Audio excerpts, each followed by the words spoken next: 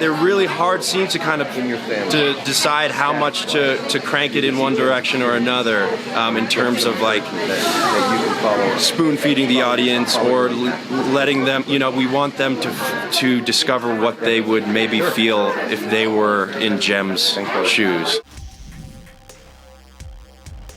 Hi Lewis, how are you? Good, how you doing, I Natasha? am doing great. I'm super excited to watch the film. Thank you, excited for you to see it. What drew you to the film and to the role specifically of the character, Naughty Pastor?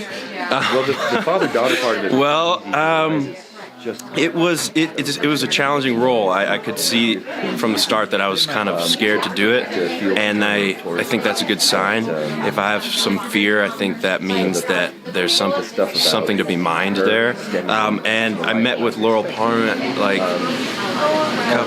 many years ago about it, and her take on the whole story and the delicacy with which she wanted to approach it was really alluring to me, and I could tell she was. I mean, when you watch this movie, it does not. There's no.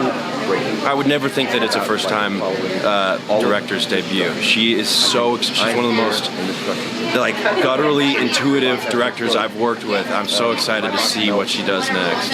Wonderful. Now, how do you and Eliza work together to create a dynamic that's simultaneously enticing and also uncomfortable? Yeah, Laurel was really adamant about having a week of rehearsals before we started shooting, which is really rare, especially with a movie on this budget.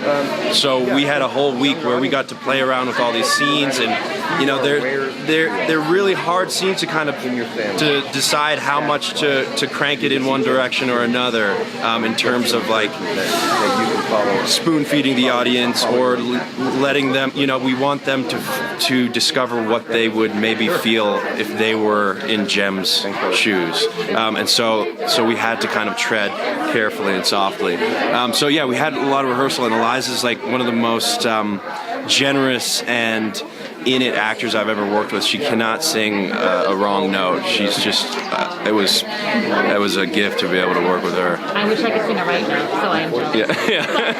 Finally, obviously I would watch the Top Gun Letterboxd. Oh, thank you.